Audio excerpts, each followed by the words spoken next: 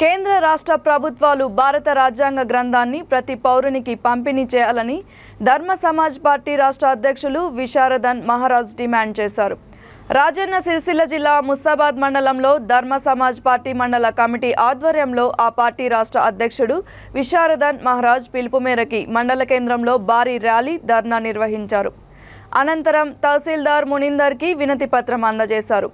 ఈ సందర్భంగా వారు మాట్లాడుతూ భారత రాజ్యాంగ గ్రంథాన్ని ప్రతి పౌరునికి పంపిణీ చేయాలన్నారు.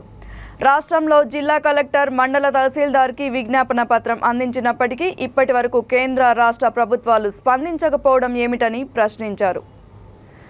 ఇకనైనా స్పందించకుంటే తీవ్ర రూపంలో ఈ ఉద్యమాన్ని ముందుకు కొనసాగిస్తామని రాష్ట్ర అధ్యక్షుడు విశారదన్ హెచ్చరించారు.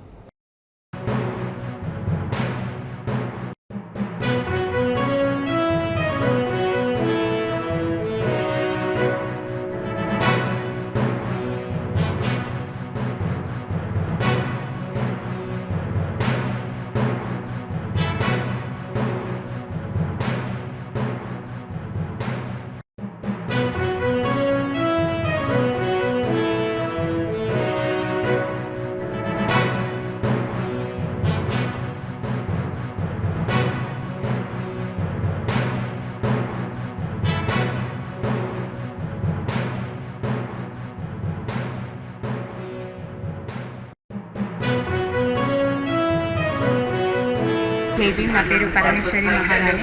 ఈరోజు రాజన్న సిరిసిల్ల జిల్లాలోని ముస్తాబాద్ మండలంలో ఎంఆర్ఓ ఆఫీస్ తహసీల్దార్ గారికి వినతి పత్రం ఇవ్వడం జరిగింది. ఎందుకంటే భారత రాజ్యాంగం యొక్క అవగాహన కల్పించాలని, ప్రతి పౌరుడికి భారత రాజ్యాంగాన్ని ఉచితంగా అందజేయాలని కేంద్ర రాష్ట్ర ప్రభుత్వాలను కోరుచున్నాము.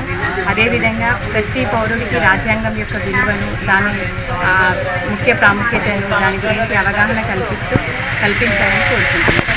సమాజ్ పార్టీ ఆధ్వర్యంలో డాక్టర్ విశారదన్ మహారాజ్ గారి ఆధ్వర్యంలో మరొకసారి ముస్తాబాద్ మండల కేంద్రంలోని తహసీల్దార్ గారికి వినతి పత్రం ఇవ్వడం జరిగింది. ఎందుకంటే కేంద్రంలోని రాష్ట్రంలోని భారత రాజ్యాంగం నుంచే అధికారులు నడిపించడం జరుగుతుంది. కావున మరొకసారి తెలంగాణ రాష్ట్రంలోని డిఎస్పి పార్టీ ధర్మ సమాజ్ పార్టీ మరొకసారి గుర్తు తెలియజేస్తుంది. కావున వెంటనే దేశంలోని రాష్ట్రంలోని కేంద్ర రాష్ట్ర ప్రభుత్వాలు ప్రతి పౌరునికి భారత రాజ్యాంగ గ్రంథాన్ని ఉచితంగా పంపించేయాలని డిమాండ్ చేస్తుంది. 2023 సంవత్సరం ఆగస్టు 15 సందర్భంగా 75 సంవత్సరాలు పూర్తి చేసుకున్నందుకు స్వతంత్ర భారతానికి వజ్రోత్సవాలు నిర్వహించడం జరిగింది. ఈ సందర్భంగా అధికార పక్షాలు ఉన్నటువంటి పార్టీలు ప్రతి పల్లెని ఇంటింటికి వెళ్ళి ఒక జాతీయ పతాకాన్ని అందించడం జరిగింది. ఆ జాతీయ పతాకాన్ని అందిస్తున్నటువంటి సందర్భంలో ఒక్కొక్క మనిషి చాలా గర్వపడ్డారు.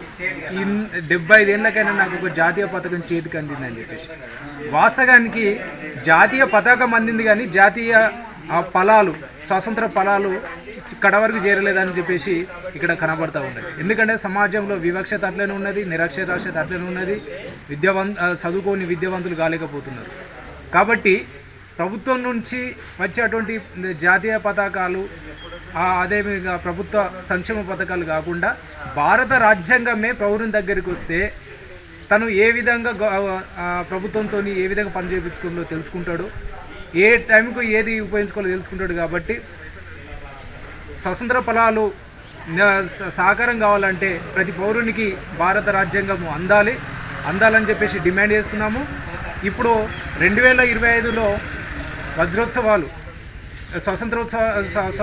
స్వాతంత్రానికి ఎట్లయితే వజ్రోత్సవాలు జరుపుకున్నామో భారత రాజ్యాంగాన్ని కూడా వజ్రోత్సవాలు జరుపుకునేటువంటి సందర్భం ఏర్పడుతుంది. దాని యొక్క సారాంశం అంటే దాని యొక్క ఫలాలు అందరికీ వినియోగంలో రావాలంటే ఇప్పటి నుంచే భారత రాజ్యాంగం పంపాలని చెప్పేసి డిమాండ్ చేస్తున్నాం.